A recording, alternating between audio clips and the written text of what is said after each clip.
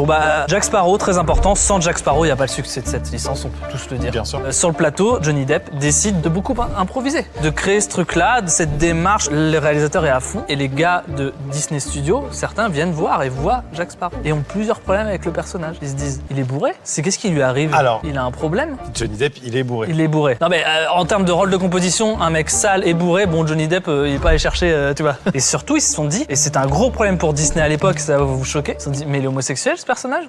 Jamais de la vie on met un personnage homosexuel aussi important dans un truc. Et ils ont vu ça, ils se sont dit homosexuel, la cage aux folles. C'est vraiment les clichés. Donc Disney ne voulait pas. Gore Verbinski, le réalisateur, était complètement OK avec ce que Johnny Depp faisait. Et lui, il a dit bah soit je fais ça, soit je me casse.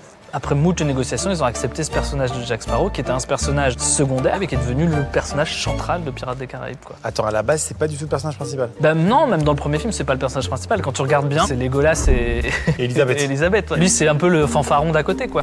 What? Ouais. Ok, alors que à la fin, tu vas voir les films que pour lui. Bah à la fin, les autres sont même plus dans les films, donc... C'est dingue! Et donc, on connaît l'appétence de Johnny pour les drogues dures, tout simplement.